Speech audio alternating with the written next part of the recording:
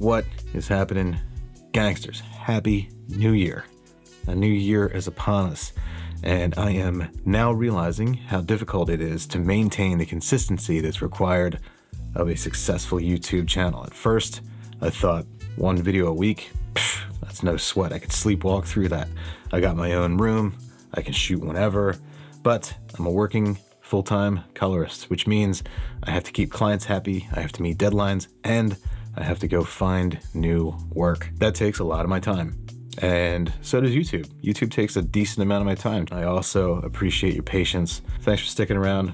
All right, so what are we talking about today? Today we are talking about look setting, or defining the look and feel of a project overall. And I think we're gonna do this in two parts. Today, we're gonna look at a feature film that I graded years ago, but I'm a little bit constrained in that I don't have a flat pass of the full film. I just have a flat pass of the opening scene. So it's a little bit limiting in that I can't really show all of the scenes that are in the film and how the look would be applied to all of them.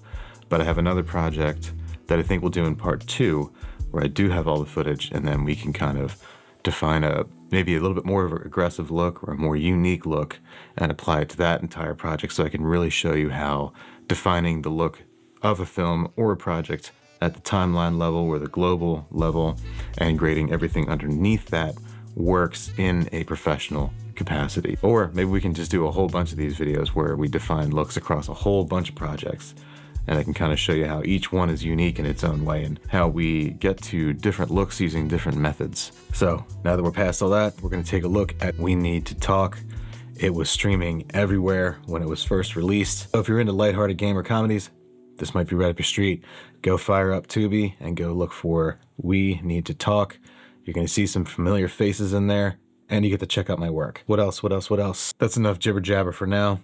Let's go ahead and get started and take a look at the opening scene of We Need to Talk. So we're going to set the look for this scene with these three shots. Normally this would be a longer process, but for the sake of this video, I just want to show you how we can set a look on three shots, as long as we've generally got a wide angle, mediums, maybe a tight.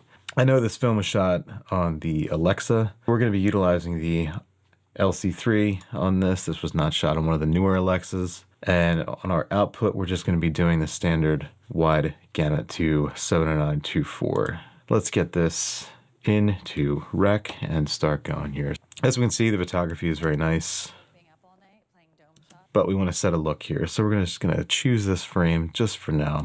On the timeline level, I don't think that we want to set a film emulation, because this is kind of a lighthearted gamer comedy, and a film emulation might not be appropriate for this gig. I want to take some of the characteristics of the Kodak 2383, bring them in. Let's add a little bit of contrast. Just want to seat this down a little bit. Okay, so very quickly, we've been able to set a look for this film. Under normal circumstances, we look at other shots like this and copy over everything that we've done and see how that's sitting in there and working with the rest of this footage. But you can see that very quickly we've been able to come in here, set a look, doing a standard transform, utilizing the tints and some of the 2383 Kodak colors to really kind of ground the photography in a base look at the timeline level. In this example, in the feature film, it's a little bit more subtle in that the base look of the whole film is not a large departure from the photography, but this is good because as a colorist, we need to honor the photography that we're given. It was shot this way on purpose. Any departure from what the DP and the director are accustomed to looking at is doing nothing but a disservice to the film. What we can do is define a look that is a little bit more on the subtle side, but it is universally applicable across the entire length of the film. You really want to focus on consistency as a colorist as you move through a scene or a film, a commercial, whatever it may be. So off the bat, this looks pretty good. The yellow is a little bit yellowy for my taste, so I'm gonna swing that a little bit to the red value. Not by much, but that is probably enough. So if we look at our false, pretty good exposure overall. I think I'm going to bring this up just a little bit.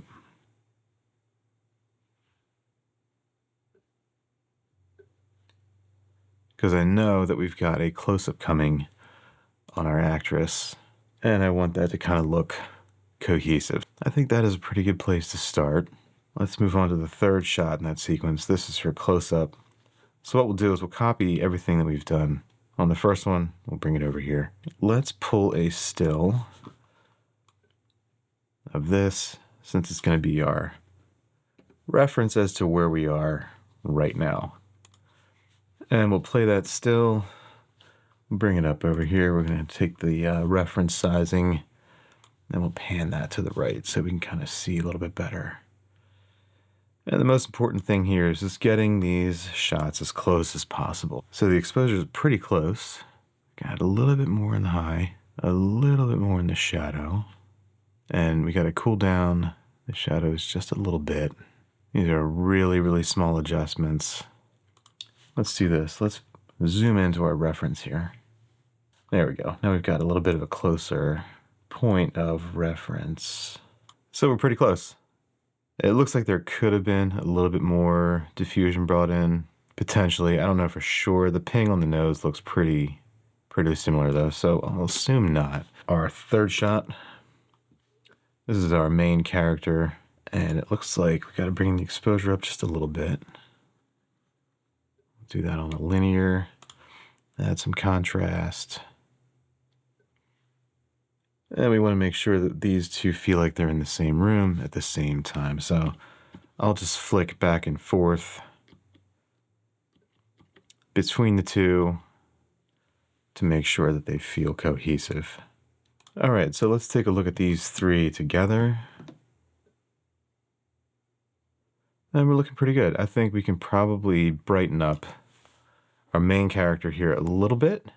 Let's just bring up a little exposure on him because this is kind of his introduction. And we want to make sure we can see him, right? I want to make sure we can see the guy. So let's put a soft window here. And we'll just raise that up just a little bit. Nothing crazy, but we only want to affect that part of the shot. As you can see here, it's very, very soft.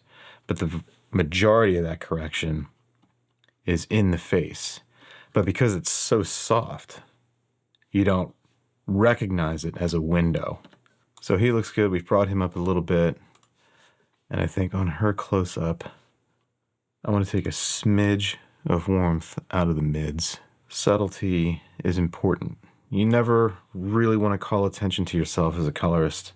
What you want to do is effectively disappear. If an audience recognizes you were there and they are seeing what they determine to be a manipulated image, then I think maybe you probably could have done better. But that's also up for debate because you never know the circumstances in which that colorist was working. It might have been just like somebody might say, I don't care if you can see the window. I paid for this actor. I want to see their face, even though it's a very dark scene. And you might see some windows in that instance. But for the most part, you generally just want to disappear because this is not about you. This is about the story. It's about the characters. It's not about you as the colorist. So something to keep in mind there. All right, let's take a look at these three again. This is looking pretty good. Now, I think what we can do is shape this a little bit. It's relatively flat over here. I think we can probably drop that corner down a little bit. Let's drag this down a little bit, see what happens. There we go. Now we're introducing a little bit of shape. A little bit of shape to this shot.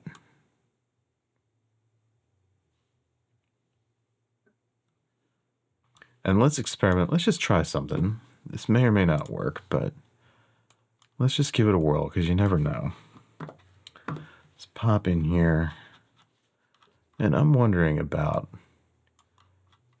exposing this up, this back part up, but feathering it off so that as she enters this scene, she's not affected too much. Let's just see what happens here. This might be stupid, but you never know until you try these things. Let's back this up. And let's just bring the highs up a little bit. just a little bit of life to the back of that shot. Let's go to the end.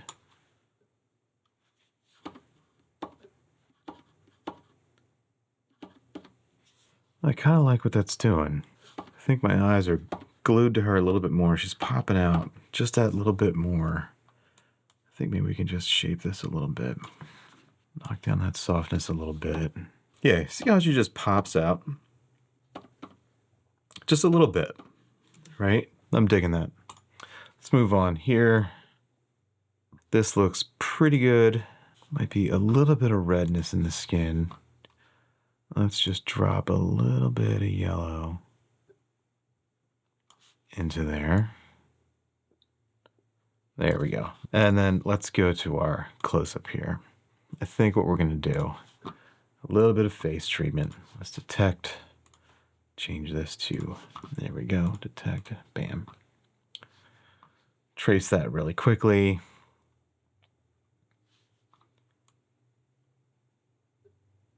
Looks like we got a pretty good track. And I think what I want to do is just brighten those eyes a little bit. I mean, she looks incredible already, but if we can subtly make an improvement, then we should, right? Until we're told, hey, that looks dumb. Please stop doing that.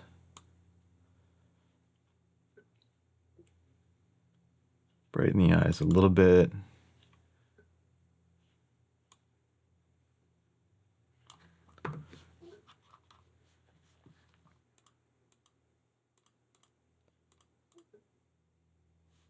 All right, does that look stupid? Would you know if you didn't know I did it? That's the real question. If I wasn't doing this in front of you, would you know that this was manipulated? I don't know that you would. So if it's a cosmetic or an otherwise aesthetic improvement on an actress in a close-up and it does not stick out, good. Start there.